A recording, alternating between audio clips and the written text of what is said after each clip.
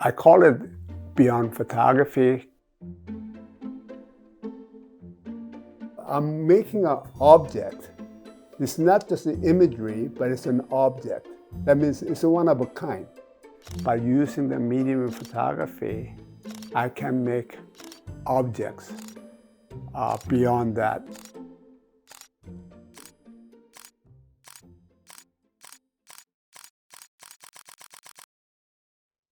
1965, I have a chance to come to the United States as an exchange student. And that's the first time they have an exchange program in Korea. I got chosen to come to Southern California and went to Garden Grove High School. And then after 2 years there, I went back to Korea. My friends were all studying for universities, but I applied for universities here. I went to Cal Poly Pomona. Then that's when I got into my first photo classes, and even though I was a mechanical engineering major and mathematics major, I want to learn about how to process film and print and all that, so I took my first classes there.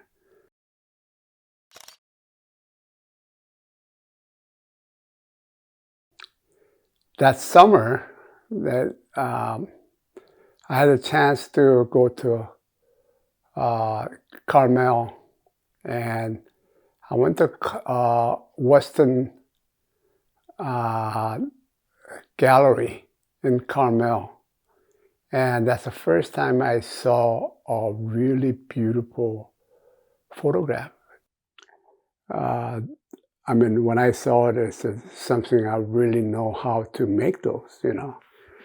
So I started taking more classes, and I spent whole summer in Carmel, and then working the Friends of Photography, volunteering my work, my time, and I met a lot of photographers.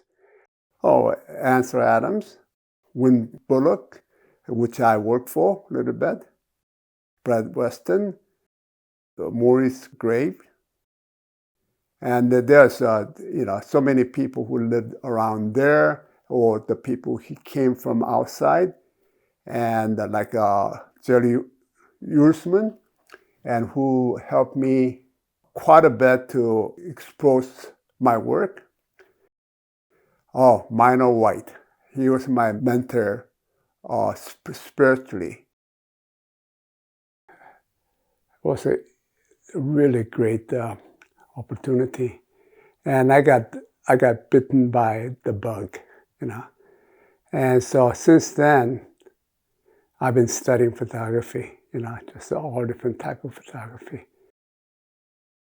I thought I might want to teach photography in university, so I got a master's degree. I went through different businesses and career as an engineer and as a businessman and manufacturer. But my photography, my passion was there all the time. If you've done for so long, you learn something. And because I've been doing for so long and I've been doing so much, I've learned a lot. I accumulate incredible amount of work. And from there, I have some good work. You gotta see some of the bad work, but if you do enough, then there's always some good work comes out, you know. So that's what I'm doing, you know.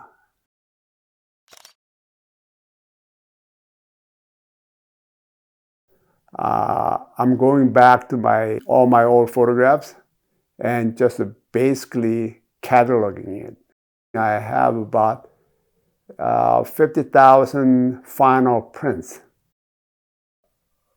My beyond photography, I do that all the time. You know, like whenever I have a certain, let's say, 2-hour period, That actually started very, very long time ago.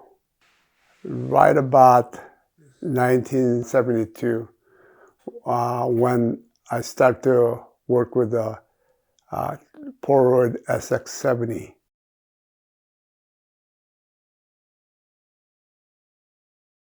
I used to etch on it, and I used to take it apart to the emulsion transfer, that I take emulsion out and put it on another piece of paper.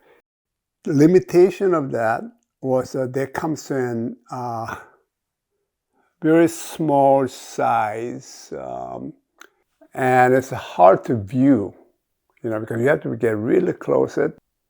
So I scanned it, and from small to very large, you lose a lot. So what I have to do is I use Photoshop and get all the dust out of there and change the color to the way I want it.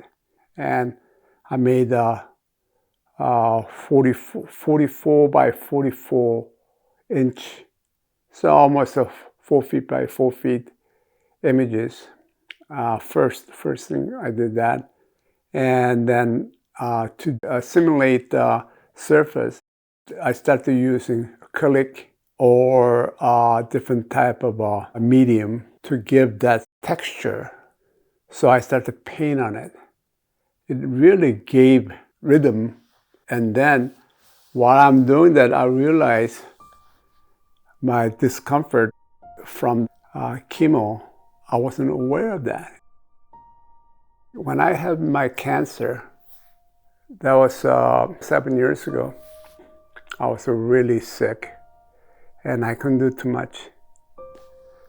I had 8 months of chemo, and then I worked every day and accumulate about 35 images of that.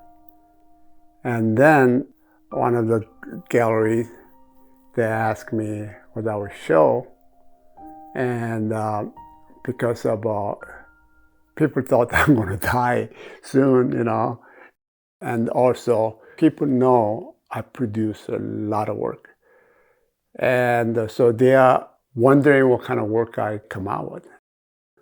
So I decided to do, it's a totally artificial number to say 100, but it seems like a good number to finish, so I got 16 more to do.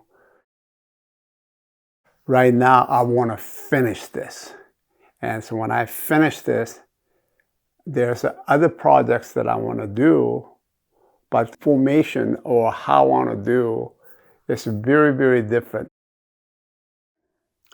So I feel rushed, and that's not a good way to feel that way. But I want to make some sense of what I've done in my life, just at least in my photography or artistic journey that I went through.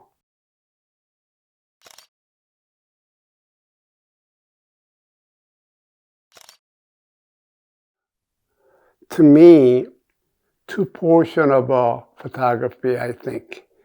One is creativity, and the other one is communication. Creativity, that means I want to say something. There's ideas that I have.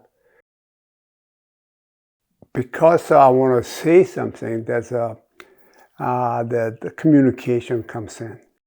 And whenever it's a chance for me to translate it into imagery, then I do it, Why do you photograph?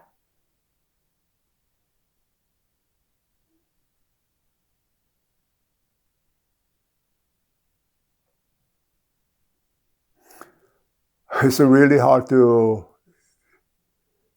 I have to ask you a question the other way. Why do you brush your teeth? Because I have to. That's it. That's what it is. Okay, so one word. survival. See, if I stop them, I'm sure I'll die soon if I do that. If I don't do it, I feel like I'm missing something or I cannot survive. It's basically, it saved my life. There's so many things that I still want to do. So that's why I work all the time right now. If people say, why don't you relax a little bit? I'd like to, but if I do, I feel like I'm going behind, I don't know how long I can continue this. So, yeah, it's a struggle, definitely a struggle, but I enjoy that struggle, and it's at least I have a passion, and I really enjoy it, and I'm learning all the time. You have to have a dream to make it work,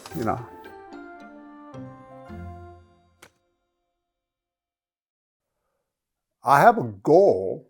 I wish it would happen. Is that 50 years after I pass, about 50 people remember my work. If I can do that, then I think I lived a very successful life. Or I think I had a very successful life, but I think